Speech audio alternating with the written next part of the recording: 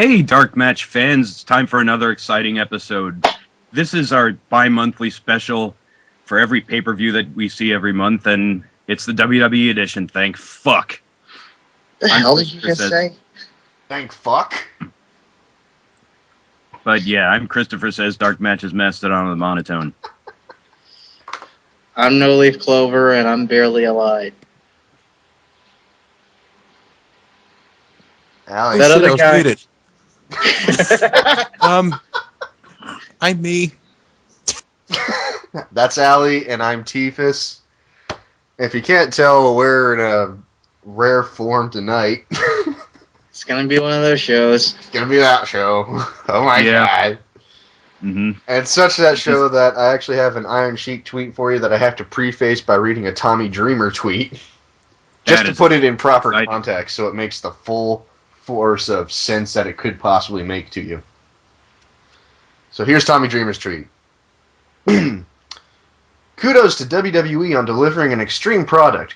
Proves just how much fans want to change. Simple formula, give people who pay money what they want. Iron Sheik's response. To the Tommy Dreamer. Exactly, Bubba, you are intelligent. You know the business like Iron Sheik. You're not like the Mexican Bill Watts. The Mexican Bill Watts? He's a Mexican now. And he called him Bubba.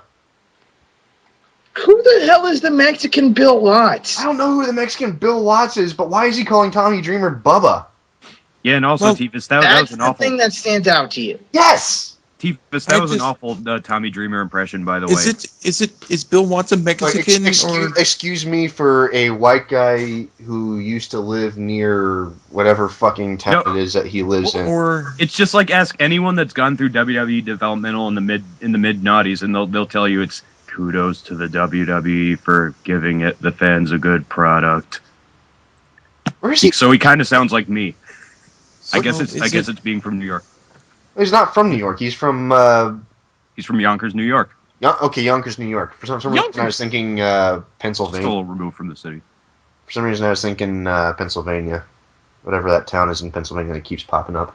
so is it? No, smaller town. I don't know. Kind of question I here. only know Pittsburgh and Philly. I thought it was just Pittsburgh and Philadelphia. And Westchester and other places. What, Allie? I just don't understand the wording of that. Is Bill Watts a Mexican? Is there a Mexican version of Bill Watts? I think that's what he's getting at. Is there's a Mexican version of Bill Watts. I don't know. Because Bill Watts himself is not Mexican, or else he would not have been called Cowboy. Maybe he's calling him the Mexican, like you called Brad Pitt the Mexican, but I've never seen the movie, so I don't know what the title means. I think the Mexican refers to a gun.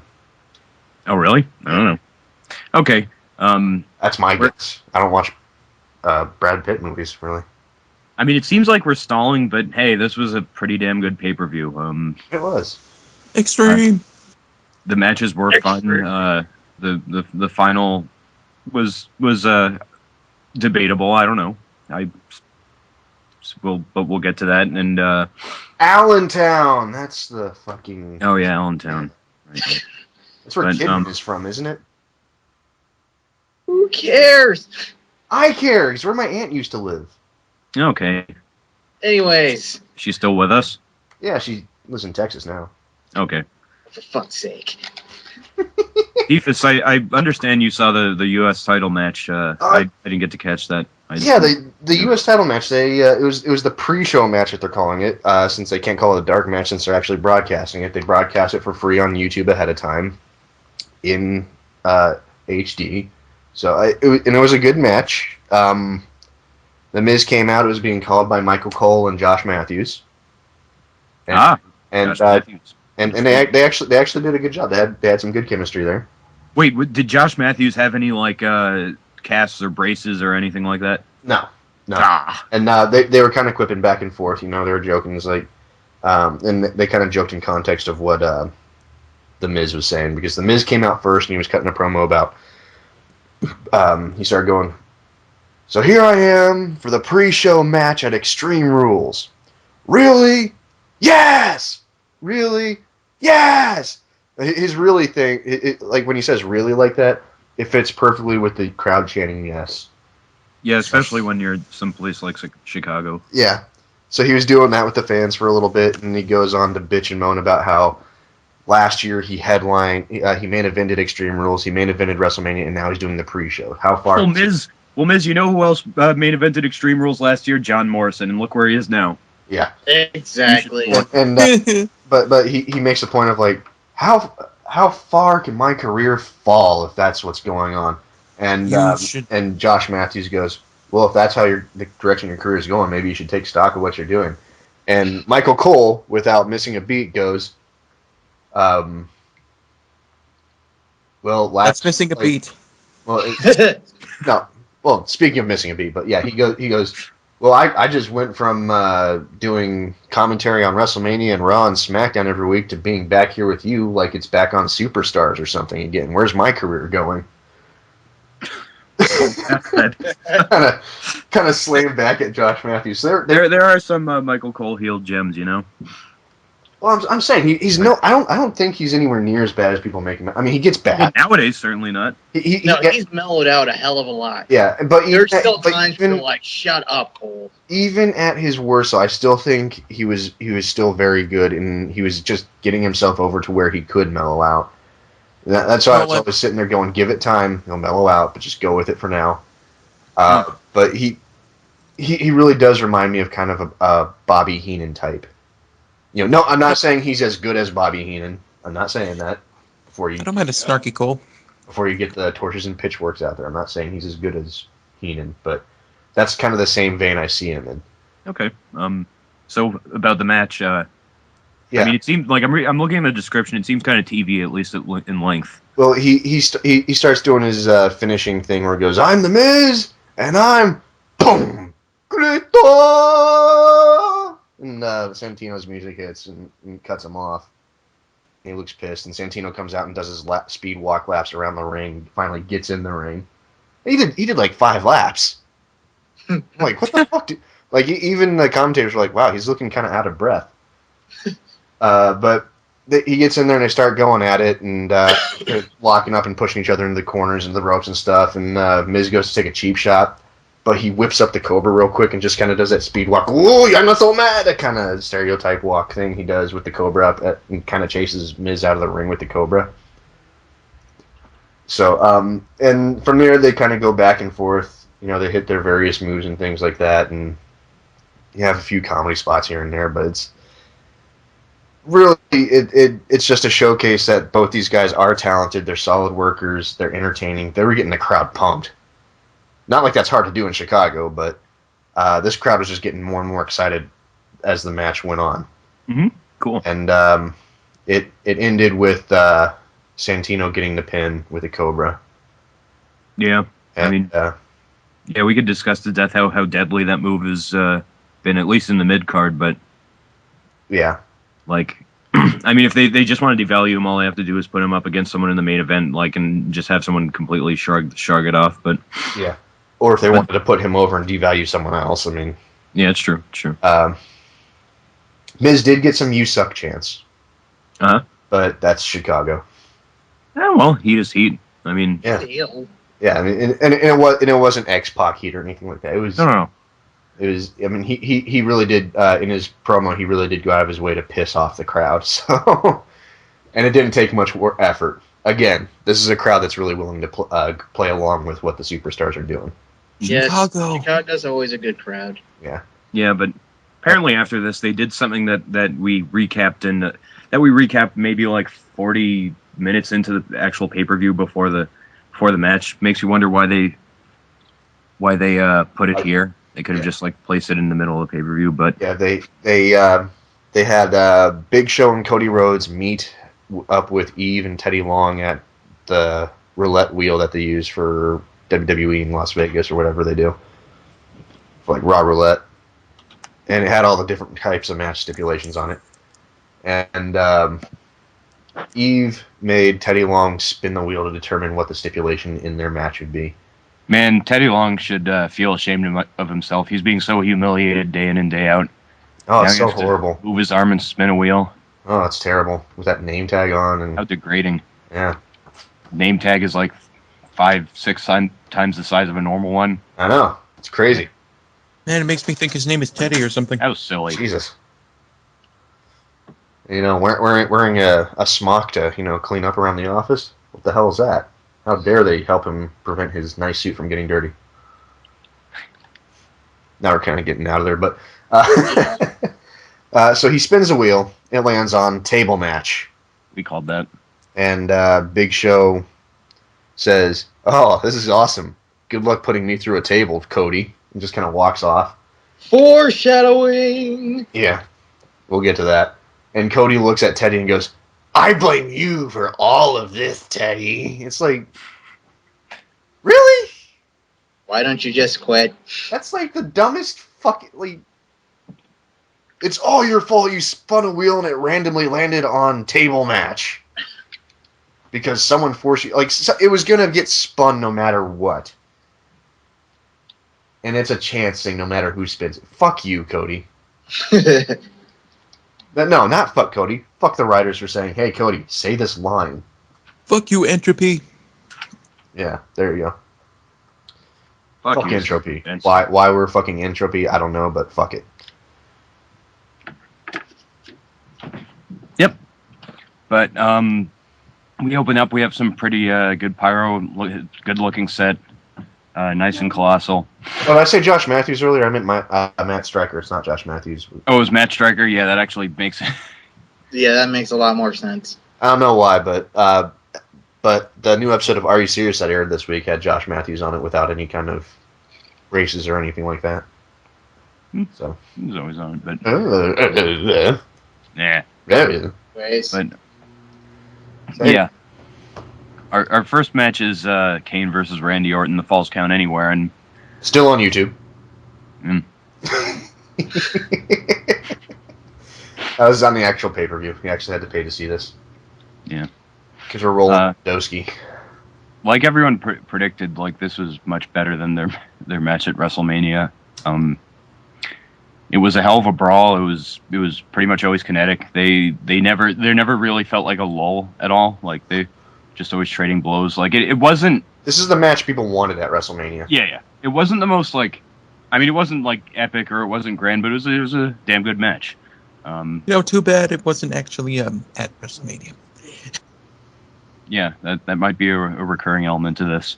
I think maybe they were saving it for they knew they had another match going on and they didn't want to, try to go out there and try to like steal the show from some of the other high-profile matches that were already. Well, I think that if you're on WrestleMania, your goal all the time should be. I think so too, but there's a mentality there that might be, hey, we don't have to bust our asses. We're going to be competing with these. Like, no one's going to remember this match next to this Hell in a Cell match and the Rock versus Cena match anyway, so let's save it for a card where people are going to be able to remember it more. Yeah, basically like... I'm saying that's the right mentality, I'm just saying. I agree more or less.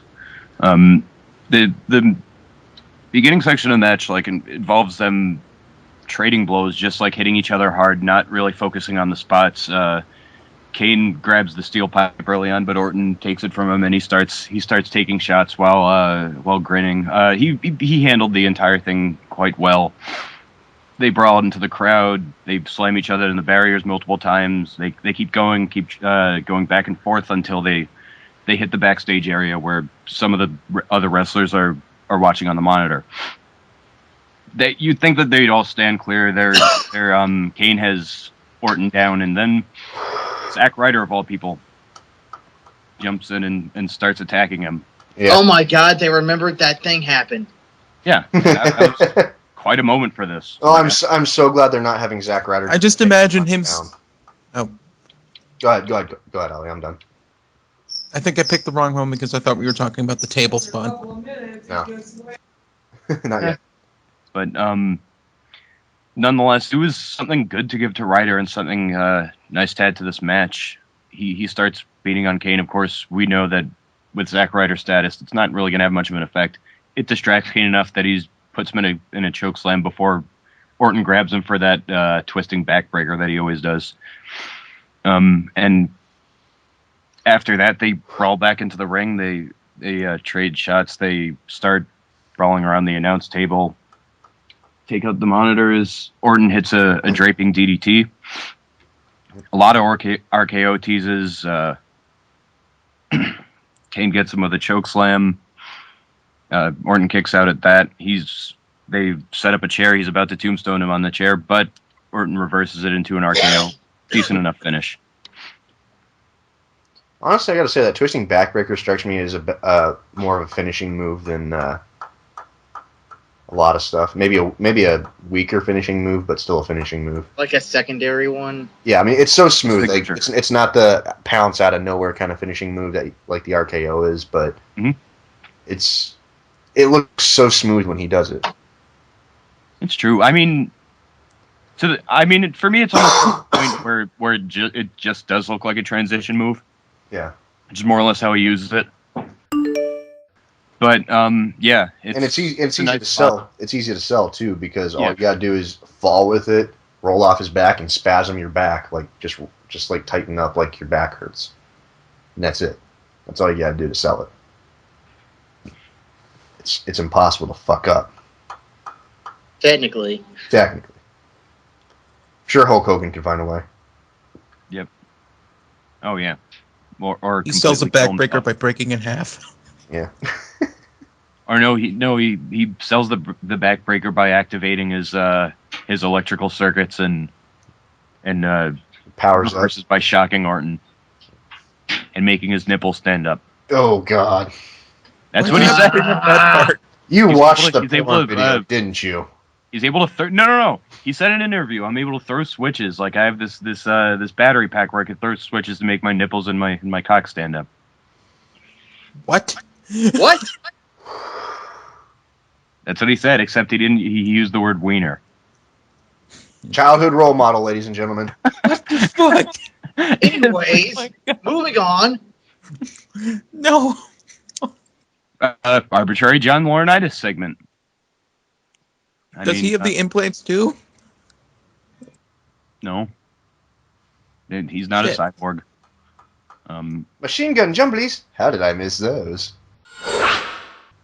So yeah, and actually about the match, do you think they're really going to go much more with this feud? Like, where do you think Orton's going to go? Where do you think Kane's going to go? I don't know. I don't know about Orton. Maybe Brock Lesnar. Oh yeah, But I right. think they were saving that for SummerSlam. And it's kind of early to start that one. Mhm. But Kane, Zack Ryder. But we'll get into that for later on. And You know what? I hope that could be a feud that gets Zack Ryder over. That would be. it would be perfect. I mean, that's what Kane is perfect for, is helping elevate other talent, younger talent. And in terms of Randy Orton, they both won their first world titles at SummerSlam, didn't they? Yeah. Okay. I guess point of comparison writes itself from that standpoint. Arbitrary John Laurinaitis segment. They have champagne. Teddy's pouring them the champagne. Why don't you just quit? Did you not put any more money away? Why don't you have a bank account for this shit? They must be paying him Seriously. $1 million. They must be paying him like $1 million to do things that he kind of doesn't want to do. It's like oh, what spin he that did for- wheel. No, I don't want to. It's like this is the kind of thing that people would do for a Klondike bar, and he's getting at least like $250,000 a year for it. I don't know, but if you've ever had a shitty job that you actually hated, it can be even the most menial thing that's really not that demeaning or anything can just be a pain in the ass to have to do just because of who asked you to do it. Well, I hate to menial quote is up- one thing. I mean, you could get a little drunk before he tells you to go in a dress, and you won't really feel much about it. Of course, it might make you degrade into alcoholism. But Or you could just be like, fuck it. I'll do what you tell me to do. I'm going to have fun with it. or that. We haven't gotten to that point with Teddy yet. I'm sure we will. I hate to quote an overused cartoon, but when people hate their jobs, they don't protest. They just do it really half-assed. Yeah, that's true. But anyway, the segment ends with Triple H calling Laurinaitis and Laurinaitis walking off to a more private space to take the call. and possibly masturbate. Oh, Triple H. Oh my God! Tell me you're the game again. Oh, Ah! Gotta keep you guys on your toes. threaten to fire me. Bury me. Bury me deep within. No, okay, we're moving on. Brodus Clay yeah. versus Dolph Ziggler. Yep. Match number 1 of a couple that were unannounced. I mean, if I could say one thing about this match, it's that if you want a Brodus Clay extended match, then you're gonna have to wait for pay-per-view because they won't really do this on TV too much. Count them on my hand, on one finger, the times they've done it. Yeah, and really, this goes back to, again, every time they do this, I will complain about it because it pisses me off every time they do it, where they have a match on a pay-per-view that they don't advertise. Yeah. I mean... Especially with Ziggler. And they could have, too. Because Brodus Clay and Vicky and Ziggler were having their problems. I mean... And what else do you want? And the thing is, anytime you have Ziggler advertised for a match, that gets people interested in the match. Mm-hmm. Because Ziggler can fucking deliver. Yeah, kind of why I worked a doubleheader at Survivor Series. And several pay-per-views thereafter. But yeah, this is pretty much the story of Clay getting a few shots early on, Ziggler using Vicky and Swagger and his cunning to sort of try to take out his legs. There was a spot where he was hanging on to him with the sleeper hold, and eventually Brodus throws him off. Ziggler runs at him and gets butted the fuck off his feet in a way that only Ziggler could make look like that. And even though the crowd's quite behind Ziggler, they're not taking this Brodus Clay stuff. Honestly, I guess I'm starting to agree with them, but but if they start doing more of this kind of match with Brodus on TV, he could get the crowd back with him. Again, for me, the perfect way for it to go is he feuds with Lord Tensai. Yeah, I mean, he's a fun character. He really is a fun character. And why would you want to see a Lord Tensai versus Brodus Clay match, though? Because sensibilities are completely opposite. But the style, the fighting style, is very similar. Well, in terms of size. It would just be like a Haas match. There's nothing wrong with that. It's good for some things. I mean, or Brodus Clay versus Kane. I mean, you need to re-embrace the hate. You need to re-embrace the fall of humanity. Yeah. No more of this Chihuahua stuff. But don't be a joke. But they honestly they could sell a few pay-per-view buys with a Brodus Clay match advertised. Yeah. And in fact, Brodus Clay has even expressed publicly that he's kind of disappointed with the way they've handled his character so far. So is Vince McMahon. He wants more of this kind of stuff. He wants something he can sink his teeth into because he knows that if he keeps going the way he's been going, he's going to go the way of the cat. Uh-huh. Or Rikishi. Oh, yeah. Well, I mean Ernest Miller in terms of no longevity. Like Rikishi actually had longevity. Well, until they turned heel. Well, Ernest the Cat Miller didn't have longevity for a host of reasons. Well, yeah, that too. But pretty good. But still, all they had him do was come out and dance. Yeah, well, Brodus Clay hits the big splash, gets the win, and he celebrates with Hornswoggle. Yeah, it pretty much Hornswoggle has become a fixture with him, and I don't know if that's the greatest idea, but Hornswoggle is the cousin Oliver of gimmicks. Yeah, I mean, what do you mean? Oh shit, he's not keeping the crowd interested like we thought he would. Let's add something to it to spice it up a little bit. Yeah, not this that's crowd. Not working either. That just made it worse. Not this crowd. I don't know, man. Let's add a midget. Let's add big. It just makes everything better. Yeah, it's just. And they're surprised it doesn't. Yeah. The point is, you can't sustain a gimmick by just having the gimmick dance and do nothing else, or by adding a midget to it. And a couple of moves. But yeah, we are that Raw Roulette stuff. Yeah. But anyway, up next after Clay and Hornswoggle and the Dancers celebrate the victory over Ziggler, we get footage of the pre-show with Cody Rhodes and Big Show, and basically they just show the same thing again. So if you missed it in the pre-show, don't worry, you see it here. Blame Teddy. In its entirety, pretty much. So, and that leads us into that match. Tables match for the Intercontinental title between Cody Rhodes and Big Show. And I gotta say, standard kind of match you'd expect between Cody Rhodes and Big Show, with a non-standard yet very satisfying in that, okay, it's not, a devastating finish, but it's a creative finish. And of course, in the midst of it, Cody works in a great spot with his springboard kick. Yep. Anyway, the bell rings, and Show just takes control early on, starts chopping Cody in the corner, and just fucking starts wailing on him. And he hits a back body drop and sends Cody out to the floor, and Show follows him out there and just continues chopping him around the fucking ring area. I'm saying fucking way too much. Fucking. We're already at a rated R rating now. We weren't before. Seriously. He sets up a table, but Cody comes back over it and goes for a kick, but Show grabs his leg and shoves him into the ring barrier and hits another chop to the chest. If you can't tell, Cody's chest is sore today. And just maintains control again throughout the match, just like you'd expect. I mean, come on, the weight difference there.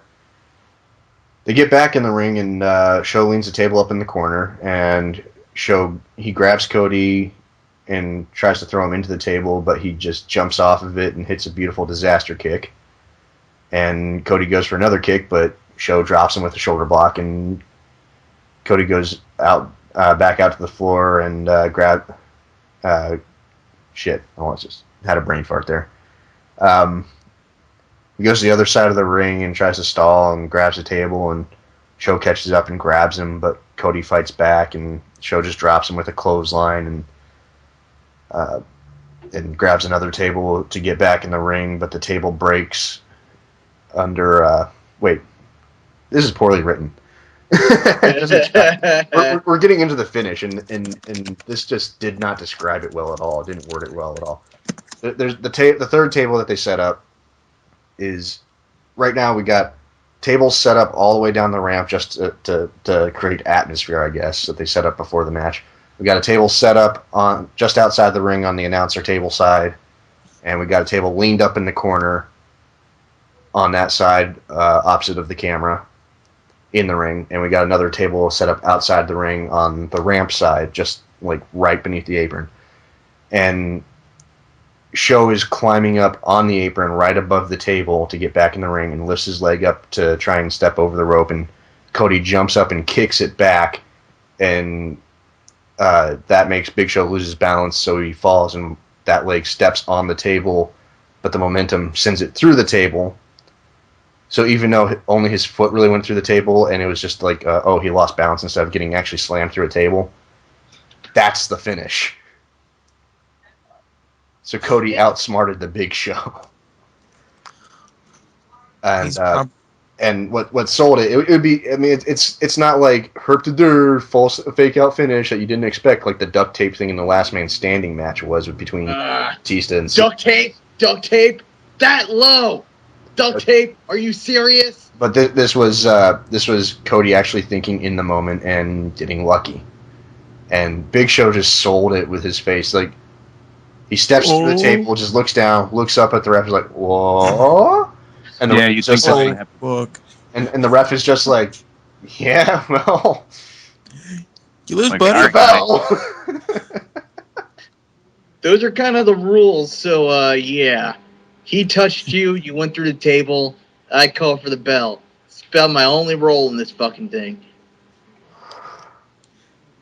And that was creative, and to be honest, it was actually kind of funny. And they don't do anything like this all the time, so I mean, whether you like it or not, you have to give it a pass for that. Yeah, it was something you're not going to see every time, and that's why it works. And really, with the size differential, that's about what you need to expect from this kind of a match for Cody to win. And the way Big Show sells it, you think he's just like, son of a bitch, I lost, and that's going to be it. But no. He gets in the ring while Cody's trying to celebrate with his title and grabs him and just starts beating the shit out of him. And he puts him through 2 tables, yeah. Yeah. Even that really weird bump where, well, not weird, but just kind of scary looking at first. Yeah. Like him tossing him outside after holding him up. Yeah, the second bump was Damn.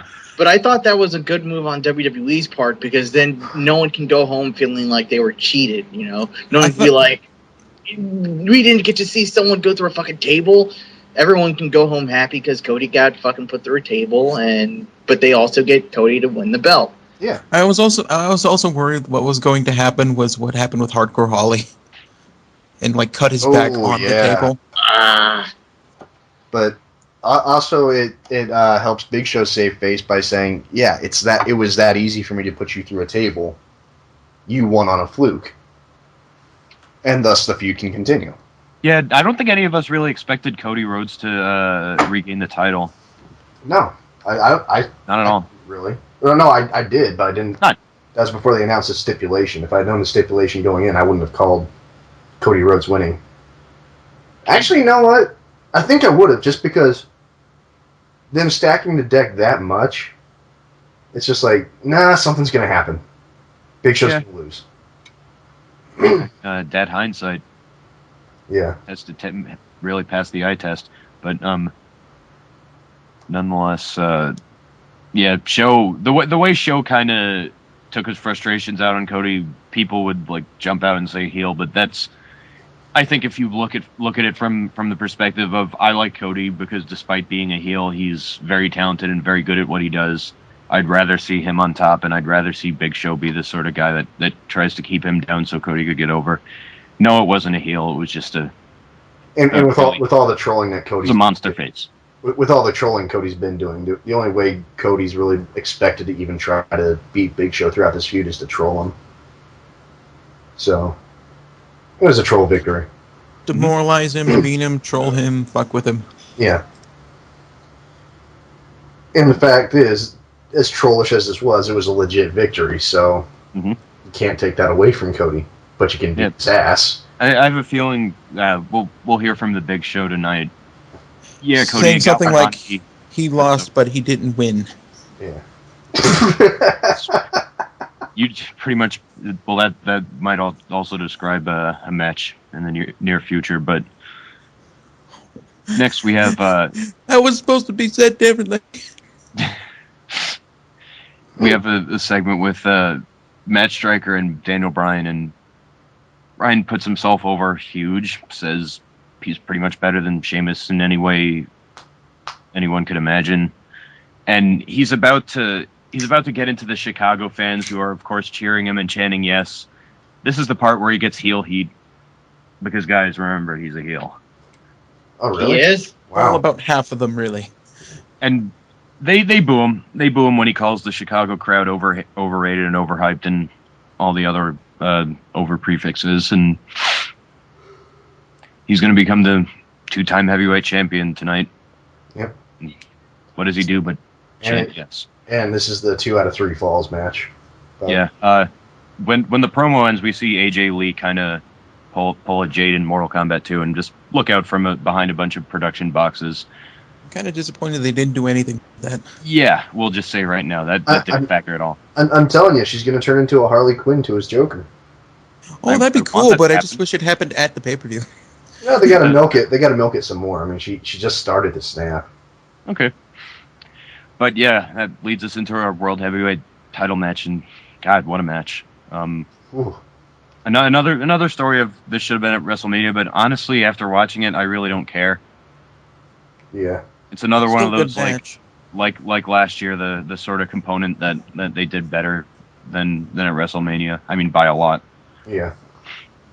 And really, in hindsight, with I know everyone was upset with the way the match happened at WrestleMania, but honestly, if you didn't see that going somewhere more interesting and evolving because of that. Yeah, we were pretty blinded by how shitty it was at the time, and it turned out to produce something quite good. Yeah. Nobody looked bad in this match. Daniel Bryan, for as many people complained as they make him look small, or he jobbed out every time he won the Money in the Bank. He looked both dangerous. Yeah, he looked dangerous and incredibly strong. Like seriously, they made him look like he could take down anyone. Yeah. Uh-huh. And really, that's the thing. It's like, since that WrestleMania match, we've had character development from both of these guys and AJ. Yeah. Massive And his character 18-second shirt. Yeah. I guess it must be said, like, when Daniel Bryan comes out, he is still being booed a little bit, but it is drowned out by the cheers. Throughout the match, there were dueling chants of Daniel Bryan versus 18 seconds. You people, which I is nice. guarantee he's going to turn that around to be, I can beat anyone in 18 seconds. I would not be surprised if they turn that around to have Daniel Bryan make that claim and start trying to do that with jobbers and shit. Mm-hmm. And to describe the first sequence before the first fall, they're really taking it to each other. They're brawling. Bryan is trying to get him into holds and do some strikes while Sheamus just carries him and like rams him into the outside barrier. Yeah. We have a spot early on where Bryan tries to roll him up, but Sheamus turns into a cloverleaf hold, and glad to see him doing that again. Very, very glad. Good submission, especially for him. I mean, yeah, I know, Irish stereotype, but hey, I'll roll with it. And really, this took a while to get to the first pinfall finish. Oh yeah, like that, and that's the thing. A lot of near falls. The cloverleaf spot itself looked like something that you'd have when after 15 minutes had gone by in any normal singles match, but nonetheless, they're still brawling. Like the tide sort of changes in the middle when Bryan goes for the yes lock a number of times. They end up brawling, and I believe Bryan whips Sheamus into the turnbuckle, and at that point he starts working over his left shoulder. Starts really working it over, like ramming it into the steel pole, doing some kicks, and the first fall comes when he just won't stop kicking his shoulder. Just keeps kicking and kicking it. Ref pulls him away. Eventually, he calls for the bell, and they announce it to the DQ. The first fall goes to Sheamus. You look at Bryan's face, and he has a smirk. Like, haha, like I care. I'm just beating the shit out of you. Yep. As soon as the rest period's over, puts in the yes lock, keeps it on. We have a very extended reaching for the rope spot. Is Sheamus going to tap out? He does not tap out, but he passes out. That and another thing that makes him look really dangerous. Yeah. Yeah. At that, Bryan wins the second fall for taking out a friggin' monster. He's gloating around the ring. He's the doctors, the attendants are checking over Sheamus. He's in the corner chanting yes, throwing his arms up. And as soon as Sheamus says he's ready, everyone clears out. This I very much expected to happen, but I'm glad it turned out the way it did. Bryan runs at Sheamus right into a brogue kick, a really good-looking one, near fall. Yeah. He sold that like Ziggler. Yeah. Made it look excellent. I like how we're using Ziggler as the standard of measure now. Because he could sell anything perfectly, apparently. Or just exaggeratedly to make it. He should be the guy recording all the animations for the wrestling games. Yeah. I mean, Ziggler's one of the two. Ziggler's really one of the people who kind of remembers how over-the-top wrestling is in general. And so he follows from that. But I did not expect the near fall. I expected it to just be over and like Sheamus gets a very quick third fall. Wasn't the case.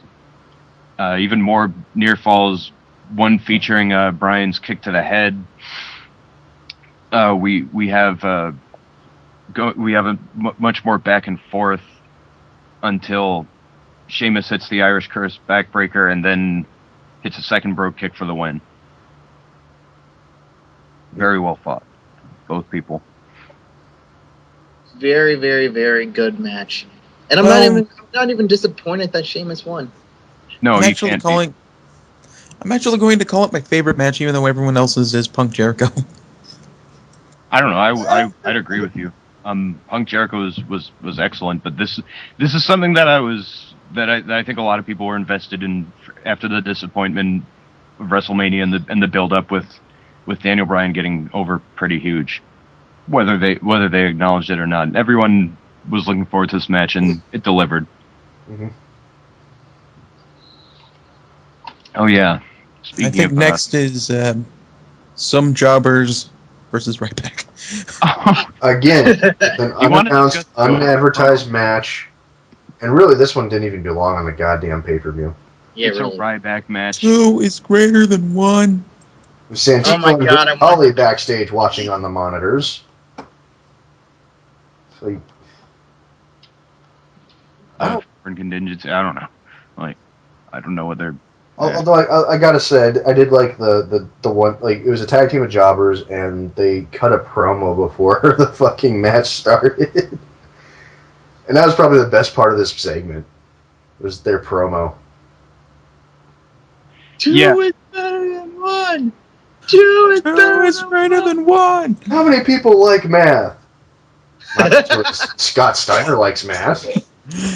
Oh yeah, I like that because absolutely no one fucking reacted. yeah. People didn't like And that. And Well, one of that's those a math guys were lesson for you was all. so tiny. Here's a math lesson for you all. 2 is better than 1. They just start chanting 2 is better than 1, and no one buys into it. Everyone's just like, shut the fuck up.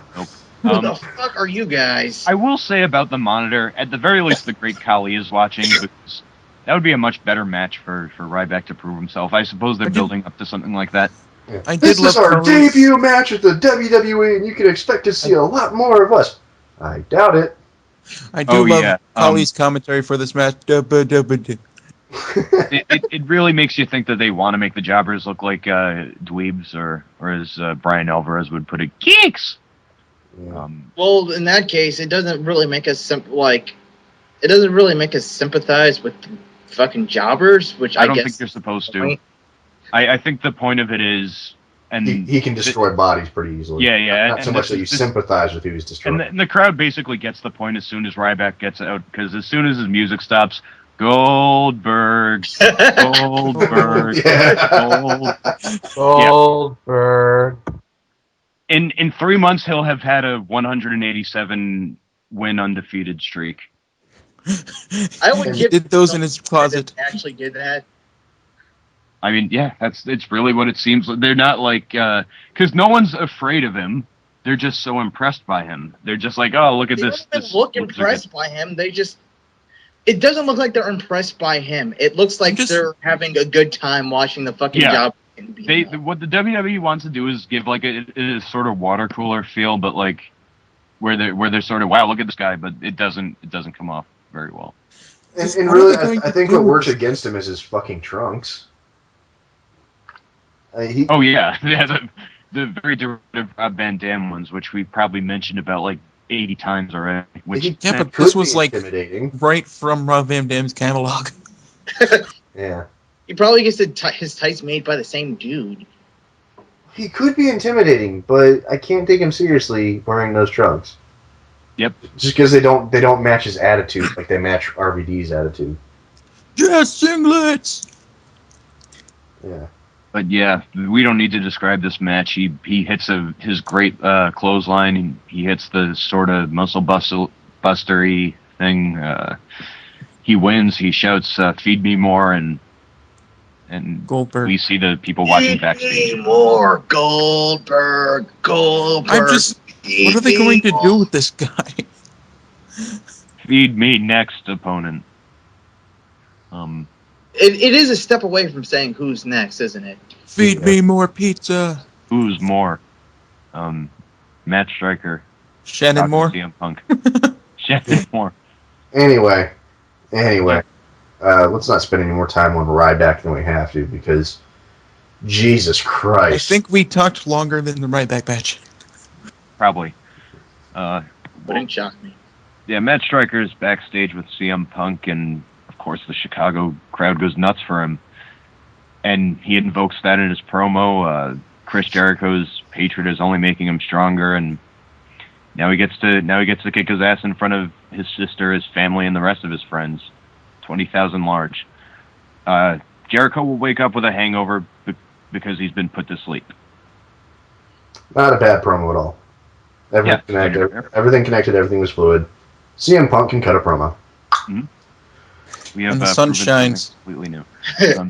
Yep. By the way, the sun shines, water is wet, fire is hot. No Leaf is repetitive. I like cats. Duos has cats. She's gonna kill me when she hears that.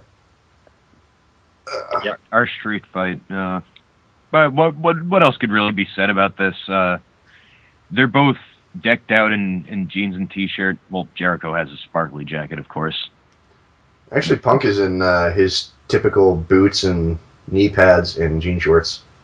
Yeah, and Jericho is actually wearing his wrestling boots. Yeah. I mean, Punk never comes out looking like just incredible. Oh crap! Maybe that may have been a bit too soon because he recently passed out. Never mind. He passed out. He didn't pass away. You're okay still. Yeah. Well, that's a light form. It should still be respected for at least a week. I respect it. Nonetheless, I thought it was funny. Yeah, me too. Jericho comes out and wow, the crowd's giving him heat. And especially Chicago. I'd figure most people would cheer for him. You know what? In light of what happened at that hardcore reunion show that Shane Douglas was trying so hard and being an asshole about promoting, I kind of wish Punk had said something about Jericho's got something in common with half of the people appearing on that card. Why would you talk about that? Yeah, why would you even make mention of them? Well, I'm just saying, it kind of makes me wish WWE would kind of acknowledge non-WWE events just for that kind of thing happening. You know? Because, what is it, like 3-4 people had to get rushed to the hospital because they were found unconscious?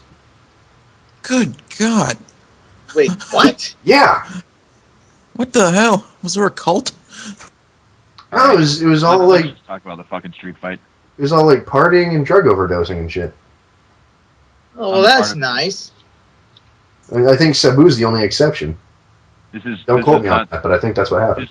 Clearly not a fitting thing It's to a talk botched about chair during a spot or CM Punk something. match. He botched a chair spot and ingested some drugs because of it. Chris, you're trying so hard to get this back on topic. Let's go ahead and go for it. Chicago Damn it, pizza guys. street fight. Jericho comes out, he gets heat, he's wearing his jacket. Punk comes out, he gets pop. And he says hi to his sister, says hi to Natalie of Bacon Destroy, and probably some other people that he knows. I haven't heard of them. They're not on Twitter. And we have our ring introductions for the world title match. And let's talk about this now. Oh, You man. guys want to talk about this? Jesus, this was an awesome match. It was glorious. But would you expect anything else from these two guys? Yeah, exactly. Yes, I Jericho- expected the worst match in the world. I expected this to be worse than Goldberg versus Brock Lesnar 2004. I expected this. I expected this to be worse than Age in a Cage.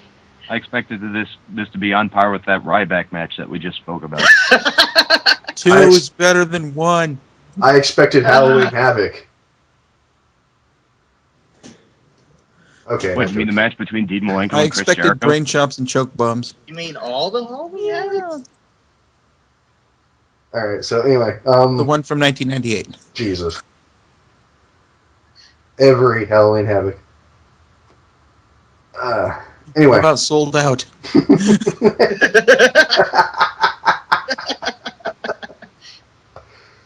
I'm ruining the show. I expected ambiguously aged alien kung fu turtles. Well, that's the end of me. Oh, God. So yeah. Anyways, maybe we can't talk about this match because it's another one of those you have to. It's a good match at the end. But you know what though? Punk is wearing a drug-free T-shirt. That's actually it's a kind of a cross between his own T-shirt and a band's T-shirt. I can't even remember what the band is. It's the Misfits skull. The Misfits skull. Yeah, okay. But it says like you would get that reference. it says drug-free on the front and poison-free on the back, and they even show his sister at ringside and him going over and giving her a hug. And she actually plays a part in the match when Jericho threatens her and beats down Punk in front of her. She slaps him. He's about to take her down, and then Punk just no-sells the fuck out of his beating and, in a rage, tosses Jericho. I'm sorry. Were you about to punch my sister? I think I'm gonna kick your ass now. My sister, who doesn't look like she has any sort of drug or substance abuse issues at all. I'm My not sister who criticizing looks her. all right and doesn't have any problems. She looks I'm like she has a day criticizing it job. for being a no sell. It was a very well placed one. It was perfect. Yeah, I mean, just the rage. Like, there's no Hulk up or anything like that. It's not just like I'm no selling because I'm supposed to no sell. Yeah, it gets to a point where Punk has Jericho outside. He's about to pile drive him. Like rare. I mean, the spots band itself. It's rare you even see people threaten to do it, like set him up as if wow he's going to do a pile driver, but Jericho reversed into a back body drop. Oh, and earlier, Punk was coming at him so aggressively, he actually grabbed the referee and hid behind him for safety. Oh yeah, Jericho. Like in the early junctures, Jericho was taking a lot of the beating from Punk. Like he was starting out very hasty, and Jericho only got the advantage after he did that and cheap shotted Punk and drop kicked him. It was the good thing about Y2J was that he wasn't overloading on spots like he would if he was a face. Yeah. Yeah. But and later on though too, Jericho after some more back and forth after the whole beatdown and pile driver thing in front of Punk's family, Jericho has Punk down on the mat and points out his sister to him to kind of help taunt him, and he tries to go for a pin, but Punk breaks out of it, charges at him, and just gets dropped by Jericho again. He goes for another pin cover, and Jericho's getting frustrated now because he's just not able to keep him down. He goes out to the outside and grabs a can of beer and just pours it out over Punk. It's like some kind of energy draining substance to Punk. His kryptonite. Beer, not bad beer. It's melting. skunky. And like It steam looked like- starts coming up from him. I mean, Punk might. The fuck might are you not using be so cords, you offended. son of a bitch? I mean, Punk might not be so offended if he was like if he had Dos Equis poured on him, but like that was some pissed looking stuff. Wow. Beer on me, pour good beer on me, damn it. Pretty sure. I don't I always think pour normally beer all on beer people, is but kinda when I do, looking. it's always Dos Equis. I'm pretty sure Punk thinks all beer is kind of piss looking.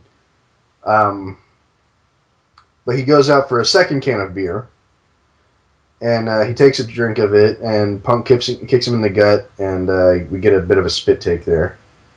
Oh yeah, And always enjoy those fun spots. and he grabs a kendo stick and just starts wailing the fuck out of Jericho's back. And he actually posted a picture of himself online today, where you can see all the bruises on his back from the kendo stick. Oh yeah, and speaking of the weapons, they two of them played a great part in both 10 submission spots. One where Jericho puts Punk in the lion tamer, then moves it into the normal Boston Crab. Punk takes a fire extinguisher from under the ring and just blasts him with it. Yep. And he does a very convincing gut shot with the extinguisher right after that. Yeah. I gotta say, I'm pretty sure that they were going full tilt, not really holding back, not really pulling much of their hits. Yeah. These are two guys I could see getting it. That okay, we really need to turn it up and really need to make this look good. How do you feel about actually giving each other a beating? Yeah, and it'll benefit Jericho in the fact that he only has to do this a few times. Yeah. Every other time he's in the ring, it's very well put, well done, but safe matches with people like Kofi. Yeah. Towards the end of the match, Punk has an anaconda vice, and Jericho grabs a kendo stick and whips his ass out of that. Mm-hmm. And we have a bunch of near falls, bunch of GTS. And just like I don't really think the fact that Punk is the hometown favorite really plays much role into this, because I could see this happening without Punk being from Chicago. But the crowd declared the crowd pretty much declared this the match of the night with a "This is awesome" chant that they did not give anything else. It could have been a Winnipeg street fight, but that would be much more polite and involve maple syrup. Yeah. You can't really spray maple syrup like you can a fire extinguisher. No. Yeah, but you can pour maple syrup on people. But how do you sell that? Ah, my eyes! This syrupy goodness. I think But that would. I don't know. I CM wouldn't Punk be might be happy if straight someone edge, put and Jericho might be Jericho allergic to maple syrup. Yeah, maple syrup in How some in can you one's be eyes is Canadian and allergic to maple syrup? That just seems like it should Or be. he a might thing. just not like it because he's Well, against allergic anything or- sweet. But it's like, why would you want to get something that viscous in your eyes? yeah, that's it. Sticky. That's true. But anyway, we're getting close to the end here, and let's see, where do we want to pick up at? Oh, Jericho has the kendo stick, and he's yelling in frustration as he stomps on Punk, and the crowd starts booing. And he picks up. Stay down! He picks up Punk and sets up to hit the GTS on Punk, and the crowd boos like crazy for this. And Jericho taunts the crowd with it because he picks up on the fact that it pisses him off that he's going for Punk's move on Punk. And Punk actually reverses out of it and goes for the wall. It looks like he's going for the walls, but he winds up catapulting Jericho into the corner and catches him in his own GTS and hits it and gets the pin.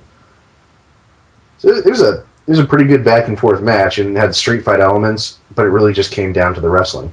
Yeah, and I'd say comparison with the WrestleMania match, more or less even. Yeah, Both good shows by the two. but these guys can tear the house down with each other. I don't think there's any doubt about that. Mm-hmm. Which is why, like, we talk about the Bryan Sheamus match, and like there was a lot riding on it being entertaining, and it delivered. Perhaps Yeah. surprised us a little. This was just like we had two really good world championship matches, which is odd because I've always found that like usually one match is really good and the other is kind of like okay-ish. Yeah, depends on But who we has got it. two really good championship matches that made both belts look great, thus proving you can have two titles. It doesn't matter how many titles you have; it matters how they're presented. yeah, Right. exactly. But Punk And- celebrates. And even the mid card titles, both of the mid card titles tonight, even though the one was not actually on the pay per view, they were both very good matches. Yep.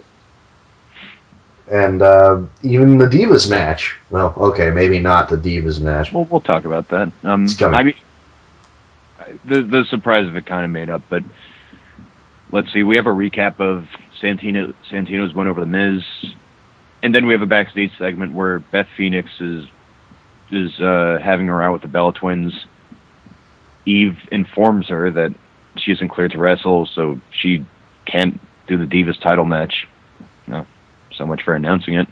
And the Bellas get excited because that means the night off for them, but Eve says, not so fast! Kaiba. Nikki will be defending her belt against a surprise diva tonight. And they start freaking out, and Eve goes, oh, don't worry. It's not karma. She said that? I think so.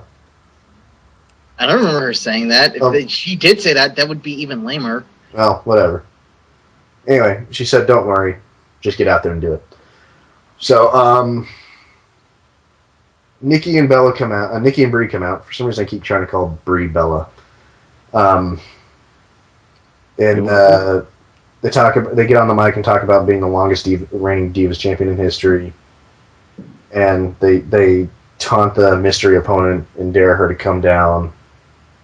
And Layla's music hits, which isn't actually Layla's music. It's Michelle McCool's music that Layla inherited because Layla never really had her own music. Yeah, I got really fucking scared for a second. Why? I was like, dear God, no. No, McCool. As long as she didn't say anything, I would have loved her to have a match. She was always all right.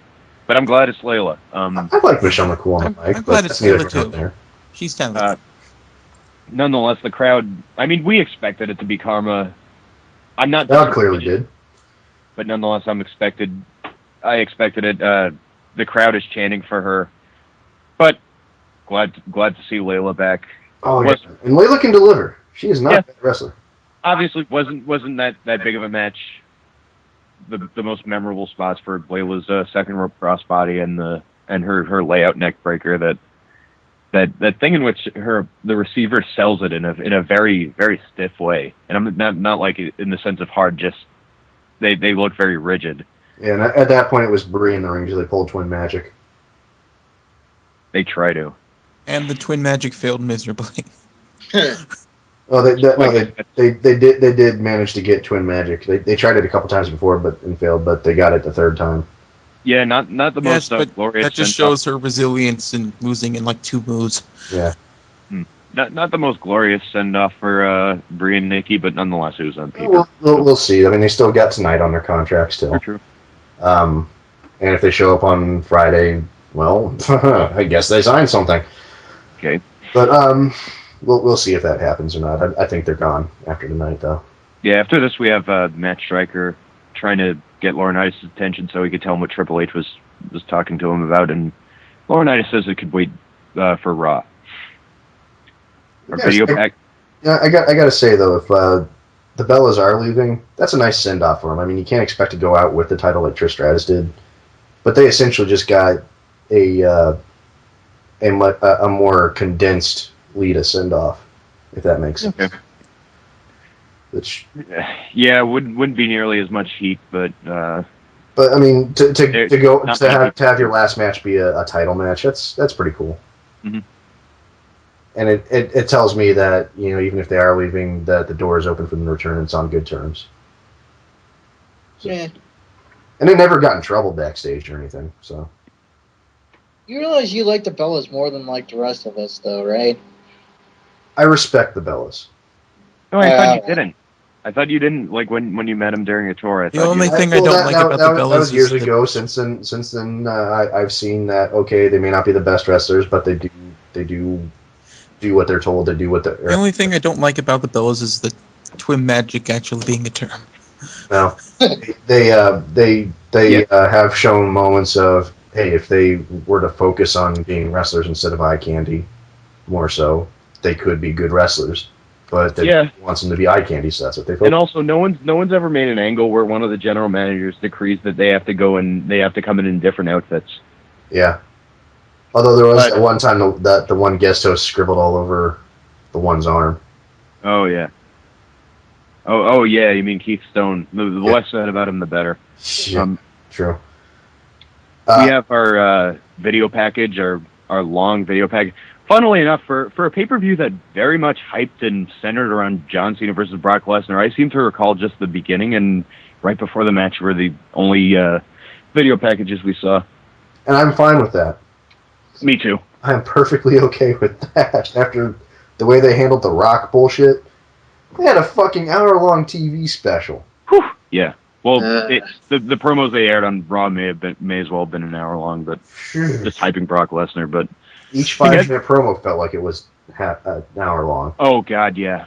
Now to talk about this match, the finish, we'll get to. Fuck, I like this match. It was raw. It was a fun match. If there's one way to describe it, it was just like they didn't even really look like they were going sort of very well-timed, well-placed spots. It was just like you could say it had a lot of emotion in it. It did. I mean, when you look at the first junctures and they're just trying to take each other down, and you see John Cena trying to use all his strength to lift Brock up and like throw him over. It's like you know what you're getting. Brock elbows Cena in the head, or rather right hands him a number of times, busts him open in the earliest junctures, and they I guess they just agreed throw a lot of potatoes in there, and you could sandbag as much as you want, and I mean I don't have much of a problem with that. There are a lot of sandbags. And you know what, for as rough as these guys were with each other, you got to remember.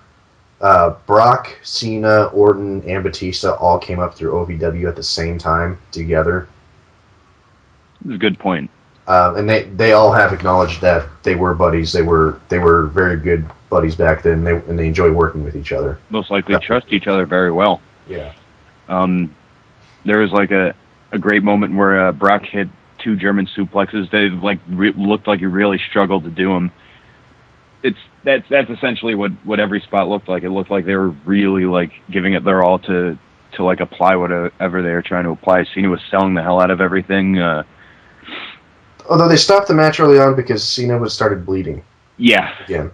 I thought that was just part of the match. I'm not sure if that was part of the match or I thought that was just theatrics. In a weird way, though, yeah, it kind of fit with the atmosphere. I mean, Brock Lesnar wasn't wearing his trunks with his tattoo on him and his boots. He had on MMA shorts and MMA gloves, sponsors on him. I look kind of dumb, but Yeah, it looked kind of weird. Like, I didn't expect it, but I guess that's how he wants to present himself, because he could do whatever he wants because he's Brock Lesnar, and that's how they're trying to put it over.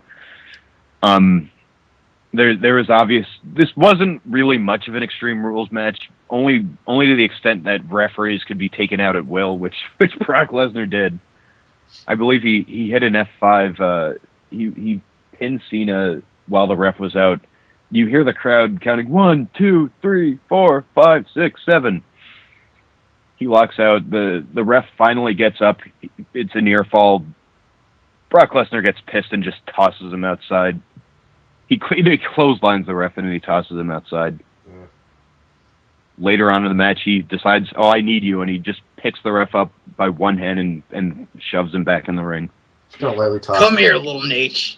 Yeah, Lesnar was being a fucking jerk off, and to good effect in this match.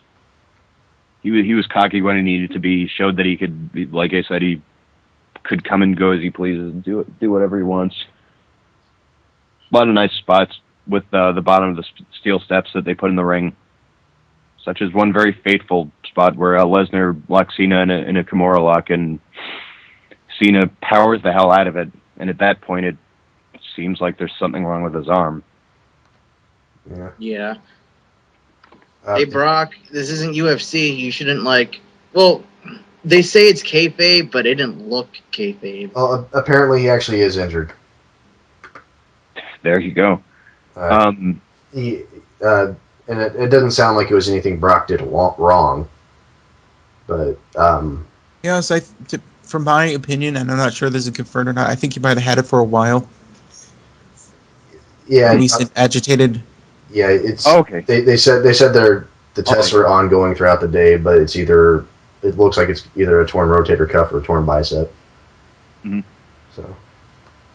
Nonetheless, and there was also this great spot at the, well, probably not the way they intended it, because went a little askew, but Cena was against the ropes and Brock launched at him with this jumping knee and ended up tumbling himself out of the ring and just completely got up right after that. And that looked ugly as hell too. Yeah, it looked good, but in an ugly way. Yeah, a very gnarly way, and even as a white person, I'm ashamed of using that word. Gnarly. We're talking like shooting star press ugly. Yeah, Brock Lesnar. In that vein, it's just like, oh boy. That did not look good. You might want to work on that if you ever try it again. This match is best summarized by all the gifts that came out of it. Yeah. All the gifts that let's talk about the ending, because yeah. So the ending comes where Cena stops Lesnar in midair with a big right hand because he's trying to jump at him again, but he gets jumped anyway and waits for Lesnar to get up, and now Lesnar's busted open, and Cena waits for Lesnar to get up and kind of stumbles around a second and picks him up in the attitude adjustment, slams him onto the ring steps that are in the ring, and gets the pinfall cover on the ring steps. So why did Cena win? I don't know. Especially if they're going to take him off the air. Especially since he has about a year-long contract. Yeah. I'm on record as not necessarily liking everything they've done with the Brock Lesnar angle thus far, but I understood that he had to win in order for him to look like a dick. Yeah. In order for him to look like the fucking powerful ass dude he's supposed to be, he had to be the one to win. And now he went toe to toe with John Cena. Well, the most he could claim now is he fucked him up pretty good. No, wait, I hate to raise the specter, but you might catch flack for complaining that Cena won after the month after you complained that Cena lost. Although the intent was pretty much the same. It's different. It's different because don't get me wrong, I wanted Cena to win. in my most fanboyish. I wanted Cena to win just to stick it Right. to Brock and get rid of Brock, but at the same time, if you're going to roll with it, do it right. Yeah, if you're gonna make Cena look the way they made Cena look, then the only thing that makes sense is for Brock to win, and then Cena can go off and he can have surgery or he can, get a rest. And when Cena comes back, he can be like, okay, now shit just got real, motherfucker. You know what I mean? Instead, Cena's gonna go, and Brock's just another guy who lost to Cena. Which now officially makes The Rock pretty much the only person that John Cena had beaten. Greatest wrestler ever, lol. Well, John Cena tweeted today a quote from Art of War, wherein he says, "Warfare is the Tao of deception. Thus, although you are capable, display incapability." Which, to me, okay, I get that. If they had done anything to sell the whole, where's the Cena of old, beyond just Edge bringing it up out of nowhere.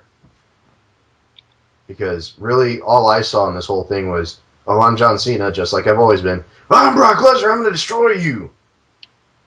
And all of a sudden, Edge does that promo, and now this comment from Cena. It's like, when did you display self-doubt? When? Yes, Never. I don't. That was a very arbitrary promo. It was nice to see Edge, but Yeah. I don't. Yeah, it was like they wanted really to get like- Edge on the show, so they were just like, here, do this. I'm just... And after the match, Cena cuts a promo where he's like, he's probably going to get in trouble for speaking when he shouldn't. And he says his boss is going to try and fire him on TV, and he knows that this is CM Punk's town, and this is a wrestling town, and but he's tasting his own blood and has no left arm, and is glad it happened in Chicago, and says thanks to the fans, and he's going to go away for a while, so be it. And he thanks him for one last ride, and Crowd he got over. gives what sound like it really did sound like a retirement or a going away speech, and I'm just like, when did Laurinaitis threaten to fire him? When did that happen? Well, I think the idea I think is that, he didn't threaten to fire him, but he kind of implied it with the new face of the company thing. Yeah. yeah. So John Cena's worried that, like, great, now I just fucking beat Brock Lesnar and Johnny Ace is going to be pissed at me. Fan-fucking-tastic. But you know what it does hint to me, and I'm kind of excited about this, is that, okay, yeah, Cena's going to go away to let his arm heal up, and they're going to use that to be like, oh, Laurinaitis got rid of him. And he's going to come back and just be a dick to Laurinaitis. And CM Punk is going to be a dick to Laurinaitis. So we're going to get kind of a Stone Cold Rock versus McMahon kind of thing. Which I'll be happy to see. Yeah. Well, it's not going to be like they're acting completely like Stone Cold and Rock. They're going to be John Cena and Punk versus Laurinaitis instead of McMahon. But it's going to be in that same vein. Nonetheless, like I said, I really like this promo. I like when Cena gets honest and heartfelt like that, and again, it got over the crowd. Like, if it was divided with a lot of people booing him, they pretty much were cheering him across the board after that, at least from what I heard. Yeah. But everyone's reaction to the pay-per-view overall, I liked it. some questionable, most good, I'd say. Even the questionable, it's questionable as far as intrigue of what they're going to do next. It's got me interested. Yeah. I'd probably give it a 3.5 or a 4. Yeah. Like out of 5. Yeah, it wasn't a bad match. I mean, in a bad pay-per-view. I mean, Good follow-up pay-per-view to WrestleMania, which is all you really want it to be. And it's important to have. You don't want to have a huge event like that followed up by a stinker. Which, goddamn it, they should call it Backlash again. Yeah, they should. And they should, like, I mean, they don't have to shoehorn in the fact that all the matches are Extreme Rules. They should pretty much say that, like, the people who lost are out for their revenge because they lost on the grandest stage, so they'll stop at nothing to get what they want. Yeah. Yeah. But I digress. Good show. I liked it. Very little bad. Yep. But that's Dark Match for this pay-per-view. And now it's time to play everybody's favorite game. What got more screen time than John Morrison? I can't hear anything.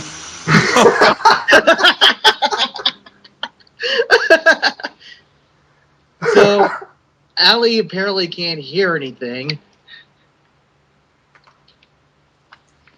Yeah, I currently can't think of anything. There's nothing we can really nitpick and poke fun at. I guess Goldberg Chance got more screen time than John Morrison.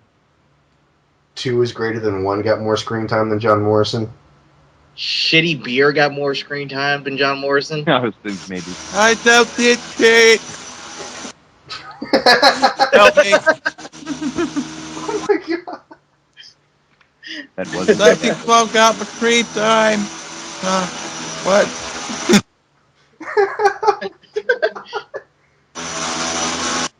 Okay, Allie, we got it. Okay, enough. There's a vacuum cleaner in your background. Oh god, Chicago deep dish pizza.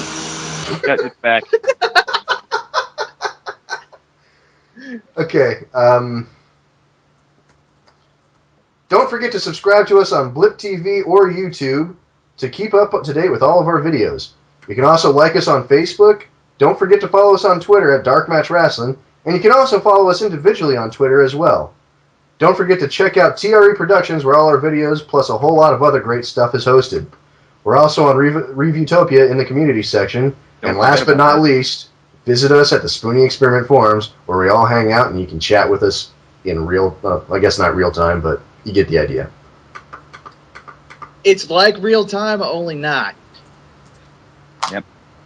All right, and for that, with that, for Allie, I am Tifus. Don't forget, I'm Christopher Says Master down on the monotone. I'm No Leaf Clover. Hey, how's it going? I'm Alec.